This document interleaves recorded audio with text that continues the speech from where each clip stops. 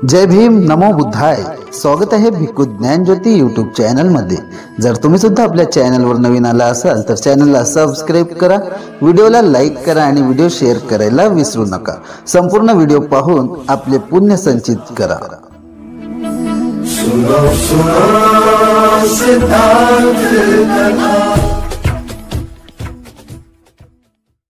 आणि थकून असल्यामुळे उपासिका इकडून तिकडे जात दिसले की मला पहिले समजायला येते नाही, उपासिकेची कॅपॅसिटी संपून येते. भंतेजी आपल्याला आता बंद करा लागते, आपल्याला समजायला येते. कारण मी बरोबर व्यक्तीचे चेहरे पाहून बरोबर ओळखायला येते. नाही, आता उपासिकेची कॅपॅसिटी संपून. पण काय करणार, भिक्षू संघ आहे त्याच्यामुळे तुम्ही जो काही आदर सत्कार करता, निश्चित दायिकेंनो अतिशय सुंदर असं संघदान तुम्ही घडवून आणलं. ज्या संघदानाची आम्ही नेहमी विचार करतोय की प्रत्येक विहारातून गरज नाही आहे की फक्त ज्ञानज्योती भंतेचीच असली पाहिजे. काशाय चिवरधारी भिक्खू असो किंवा कोणीही चिवरधारी जरी असेल तरी त्यांच्याकडून जरी तुम्ही करून घेतलं तरी ते सर्वात मोठं पुण्यकर्माचं. मला वाटलं नव्हतं, पण आज मला भरपूर काही पाहायला मिळालं. म्हणजे कल्पवृक्ष सुद्धा बघायला मिळालं. की मला असं वाटतं या वर्षवासाच्या कालखंडामध्ये पहिल्यांदा मी बघत आहे की पहिल्यांदा या विहारातून या वर्षवासामध्ये तुमचं कल्पवृक्ष घेऊन चालू. आता अजूनपर्यंत एकही दायिकेंच्या उपासकांच्या विहारात गेलो, पण कल्पवृक्ष बनवण्याची किंवा कल्पवृक्ष दान देण्याची चेतना दायकांमध्ये नव्हती. होऊ शकते माहिती नसेल, पण इथल्या दायिकांना माहिती आहे म्हणून यांनी तयार केलं. पण हे पहिल्यांदा असं या वर्षवासामध्ये मी बघतो आहे. दुसरी गोष्ट, तुम्ही जे सर्वात महत्त्वाचं आहे ते म्हणजे बोधिवृक्ष दान, बोधिवृक्षाचं दान, सर्वात मोठं दान. आता तुम्ही म्हणाल भंतेजी काहून असं बोलतात तुम्ही, मी यासाठी बोलतो की जे दायिका बोधिवृक्ष दान देतात ना, आता ते कोणाच्या घरचं झाड होईल ते मला माहीत नाही, मला काही माहीत नाही, पण दायकांनी जिथूनही आणलं असेल, ज्यांच्या चित्तात उत्पन्न झालं असेल, तर मी म्हणतोय की जे दायिका बोधिवृक्ष दान देतात ना, तर जेव्हा बुद्ध ज्या ठिकाणी बुद्धत्व प्राप्त करतात त्याच्या जवळच जन्माला येत असतात. जास्त दूर जन्माला येत नाही, कारण ते नेहमी त्या प्रवाहामध्ये, धम्माच्या प्रवाहामध्ये दान देत असतात. कारण बोधिवृक्षाला दान देणं म्हणजे बुद्ध शासनाला पुढे नेण्यासाठी सर्वात मोठी मदत आहे. आणि हे बोधिवृक्ष असं आहे, हे 24 तास ऑक्सिजन क्रिएट करणार आहे. किती पुण्यवान दायिका आहात तुम्ही. दान तर दिलं, पण ऑक्सिजनचंही दान देत आहात. देतात की नाही, सर्वांना ऑक्सिजनही मिळत आहे. या बोधिवृक्ष दान देणं हे सर्वांच्या चित्तातही उत्पन्न होत आहे. पण उपाली बुद्ध विहारच्या दायिकेंच्या चित्तात उत्पन्न झालं म्हणजे येणाऱ्या जन्मामध्ये तुम्ही आर्य मैत्रेय बुद्धाच्या कालखंडात मला तर वाटते तुम्ही जवळच जन्माला येणार आहात. म्हणजे म्हणून तुमच्या चित्ताची चेतना अशी तयार होत आहे. पुन्हा मला बुद्धमूर्ती दान दिसलं, एक बुद्धमूर्ती दान. कारण मी भंतेजी जेव्हा गाथा म्हणत होते तेव्हा माझं एक गाथेवर लक्ष होतं. भंतेजी कोणती गाथा म्हणत आहेत, काही सुटत तर नाही आहे, पण अशी एकही गाथा नाही सुटली की जे नाही भंतेजींनी बनवून घेतली. ते जे बुद्धमूर्ती दान. आता बुद्धमूर्ती दान म्हणजे किती मोठं पुण्यकर्म. बुद्धमूर्ती दान देणं म्हणजे एकाच जीवनात तुम्हाला बुद्ध दिसतील असं नाही. जे व्यक्ती या जीवनामध्ये बुद्धमूर्ती दान देतात तो कोणत्याही कल्पात जन्माला येऊन, तर जेव्हा केव्हा बुद्ध जन्माला येतात ना, तर प्रत्यक्ष त्यांचं दर्शन घेण्याची जी चेतना आहे ते या बुद्धमूर्ती दानातून उत्पन्न होते. म्हणून जे व्यक्ती, ते गरज नाही मोठी बुद्धमूर्ती असो की छोटी बुद्धमूर्ती असो, ती बुद्धमूर्ती कोणतीही असो, पण बुद्धमूर्ती तुम्ही दान दिलीत ना, तर जेव्हा बुद्ध जन्माला येतात तर त्यांच्या आमोरासमोर ते बुद्धाला दर्शन घेण्याचे, बुद्धाची देसना ऐकण्याची, बुद्धांना दान देण्याचं ते कुशल कर्म दायकांच्या चित्तात उत्पन्न. मी चिवरदानही बघितलं, आता चिवरदान बघितलं. आता आता नको पेटवा गॅस गीस, तसेच लई गरम झालो आम्ही. आता काय गॅस नको पेटवा, काय नको.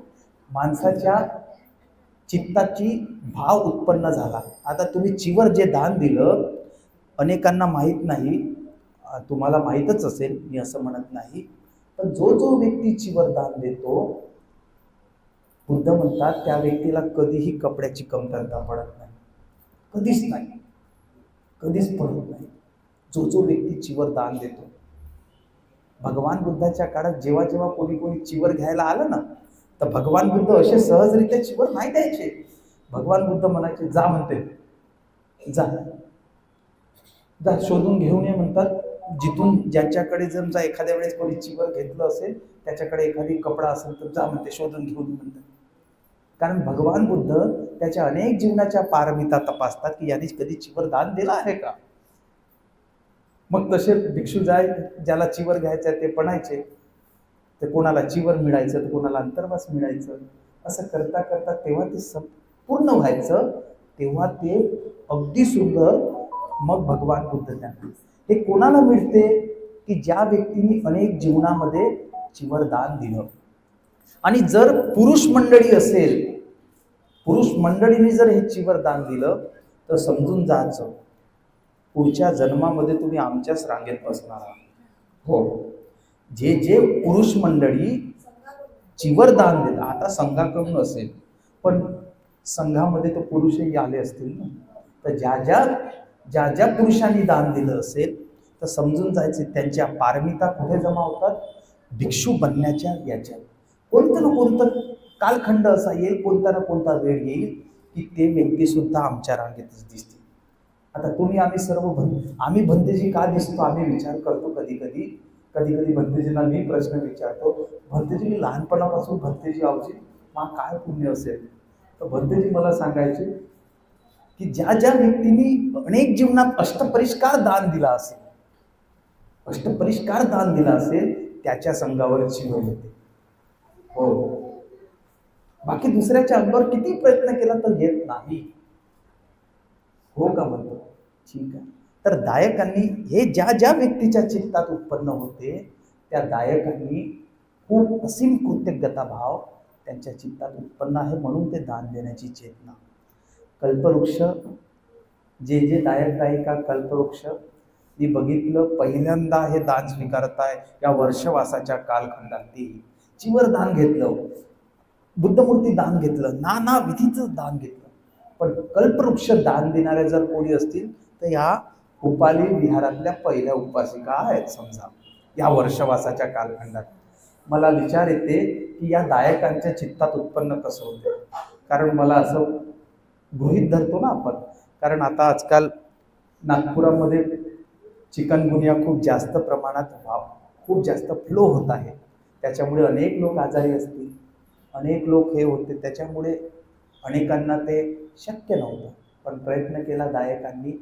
सुंदर अशी पूजनीय भंतेजींची देशना तुम्ही ऐकून घेत आहात. सर्वात मोठं दान धम्म श्रवण करणं हे सर्वात मोठं दान. तुम्ही कसं ऐकून घेत आहात.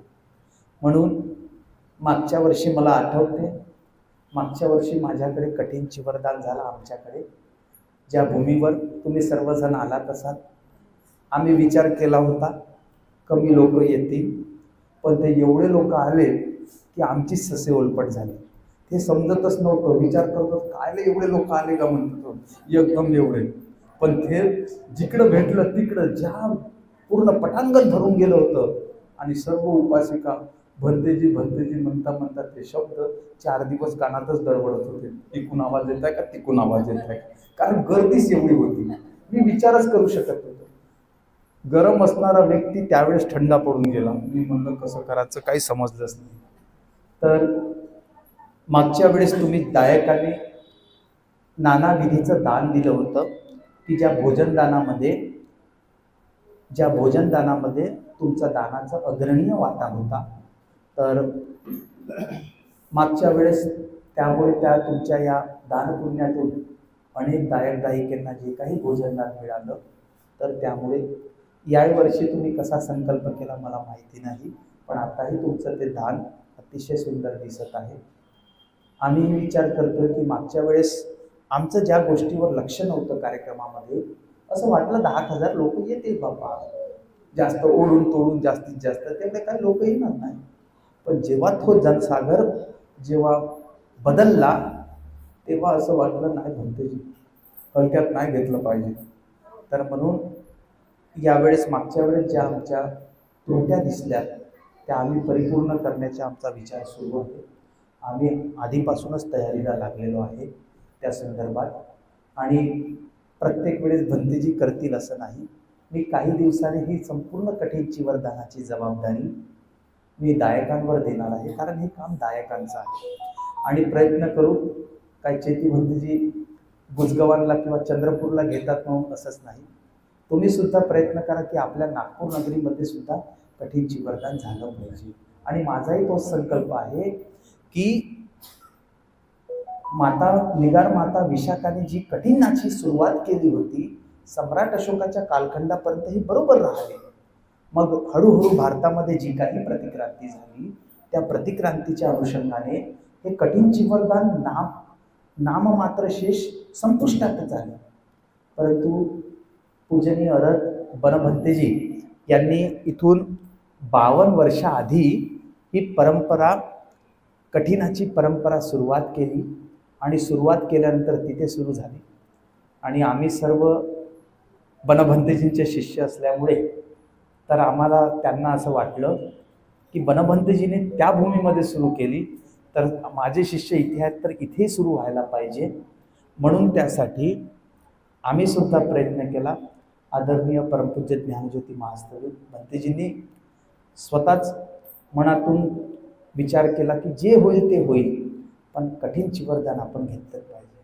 आमचा प्रयत्न होता बनभंतेजींना इथपर्यंत आणायचा, पण त्याच दिवसाला विचार केला काही दिवसांनी आणि लगेच 30 जानेवारीला ते वारलेत, अरत्व व्यक्ती निर्वाणस्थ झाले. तर म्हणून आमचं काही ते शक्य नाही. पण प्रयत्न आहे, माझा संकल्प आहे. पूजनीय अरत शिलानंदजी महास्थविर जे बांगलादेशाचे आहेत त्यांना आणण्याचा माझा संकल्प आहे. तर प्रयत्न करू. तुमचा सर्वांचा जोर असला तर आपण खूप जोमाने या महाराष्ट्रामध्ये धम्मकार्यात पुढे. लोक उपासक उपासिका काय करतात, भंतेजीला फुग्यासारखं मस्तच चढवून देतात आणि मग हळूसारखं फुगा फोडून देतात. तुम्ही नाही करत तसं आहे, मला माहीतच आहे, तुम्ही अजिबात नाही करत. पण दायिका कधी कधी असे करतात. पण मी कोणाच्या चढल्यानं चढतच नाही आणि उतरल्यानं उतरतच नाही, कारण मला तसं वाईट पण आहे की भंतेजी जास्त वर चढलं तर लोकच खाली उतरवतात. म्हणून मला माहीतच आहे भंतेजी आपण खालीच बनवू. तर दायिकेंनी हा संकल्प अतिशय सुंदर करून घेतला. मला अतिशय त्याचा सुंदर हे आहे. आणि विशाखा म्हणते ना बुद्धांना की भगवान सर्वात मोठं दान कोणतं तुम्ही मला सांगा समजवू, आणि सर्वात जास्त लाभ होईल कसा.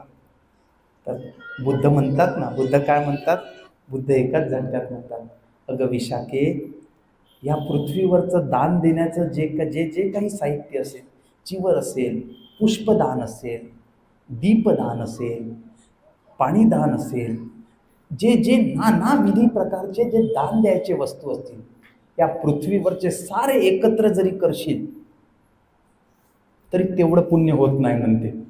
मग म्हणते केवढं सर्वात जास्त पुण्य होते. तर बुद्ध म्हणतात, अगं विशाखे, फक्त त्या कठीण चिवरदानाला तू फक्त तुझा एक स्पर्श तरी कर, तुझा धागा तरी रोव, जेणेकरून त्या धाग्याचं पुण्यकर्म या पृथ्वीवरच्या सर्वात दानापेक्षा सर्वात मोठं पुण्यकर्म. म्हणून दायिकेंनी, उपासक उपासिकेंनी, आता दायकांना असं वाटते की भंतेजी कठीण चिवरदान तुम्ही सांगता पण उपासिका आम्हाला शिकवतच नाही. आता हार्ड ट्रेनिंग कधी कधी आपल्याला एखादी सिलाई जर करायची असेल तर ते शिकायसाठी कधी 6-6 महिन्याची ट्रेनिंग घ्यावं लागते. तर उपासक उपासिकेंनो एका दिवसात कधी शिकत नाही. मला असं वाटते तुम्हाला जर शिकायचं असेल तर आपल्याला 2 महिने तिकडं अरुणाचल साईडला जावं लागेल, उपासिकेची तयारी असेल तर, आणि मग तिथून शिकून यावं लागेल. तेव्हा आमच्या उपासिका पक्क्या होती. उपासिका एक दिवस करतात आणि बाकी दिवस पुढच्याच वर्षी पाहू म्हणतात. कशाने होणार आहे का? नाही. मला असं वाटतं आमच्या दायिका घडल्यात पाहिजे. आमच्या दायिकेने कठीणची वरदान स्वतः शिवलं पाहिजे, स्वतः ती विचारात आणलं पाहिजे. मग आम्हाला तेवढ्या खर्चानं बोलवाले काहीच नाही लागत. नाही तर त्यांना बोलवाले आणाले सर्व करायला लई खर्च लागते. तर हे प्रत्येक वेळेस तुम्ही सर्व करता म्हणून मी शक्य आहे. तुम्ही जर हात काढले तर मी एकाच ठिकाणी बसून राहतो, मला काहीच नाही. पण सर्व दायक दायिका आणि आपल्या पुढच्या जे येणाऱ्या कठीणची वरदान जे आहे 2 आणि 3 नोव्हेंबर आहे. मला माहीत आहे उपासक उपासिकेंची दिवाळी आहे, पण दायकांना हे माहिती आहे दिवाळी सण हा कुठून साजरा झाला, दीप महोत्सव हा कुठून साजरा झाला. दीप महोत्सव हे बुद्धाच्या कालखंडातच जे भगवान बुद्धाचे जे चुडामणी जे सत्व लोक आहेत त्यांनी भगवंताचे केस जे घेऊन गेले होते आणि त्या केसावर त्यांनी स्तूप बांधला आणि त्या स्तूपाची वंदना करण्यासाठी लोक त्यावेळेस दिवे लावायचे, दिवे.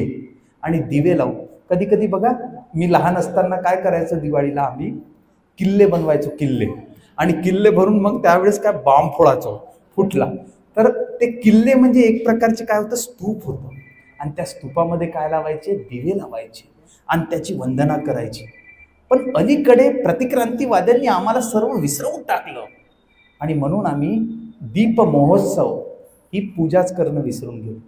म्हणून दिवाळी आपलीच आहे, पण दिवाळी साजरी करत असताना बुद्धाची चैत्याची वंदना आम्हाला करता आली पाहिजे. म्हणून आम्ही छोटे छोटे आपण आकाश प्रदीप जे आहे ना ते सोडून आपण त्या चैत्याची वंदना करतो. म्हणून दायक दायिकेने तुमचाही उपाली बुद्ध विहाराकडून एक मोठा एक आकाश दिवा बनवा, जेणेकरून दायक दायिकेंना तो उडवता आला पाहिजे, जेणेकरून तुमचं खूप जास्त पुण्यकर्म होईल. म्हणून आजच्या या दिवसाला उपाली बुद्ध विहारातील दायक दायिकेने खूप असीम दानादी पुण्यकर्म संग्रहित केलं. त्या सर्वांप्रती असीम कृतज्ञता भाव व्यक्त करून असीम तुमच्या आरोग्याप्रती तुमची आयु, वन्न, सुख आणि बल हे तुम्हाला सर्वांना प्राप्त हो हीच मंगलकामना व्यक्त करतो. आणि आपल्या शब्दांना विराम देत असताना आपल्या भाविमंगल जीवनाची कामना करतोय. भवतु सर्व मंगलम, भवतु सर्व मंगलम, भवतु सर्व मंगलम. सर्वांनी आपल्या कॅलेंडरवर जाऊन 2 आणि 3ला राऊंड करून ठेवा आणि तिथं लिहून ठेवा मला जायचं आहे कठीणची वरदानासाठी.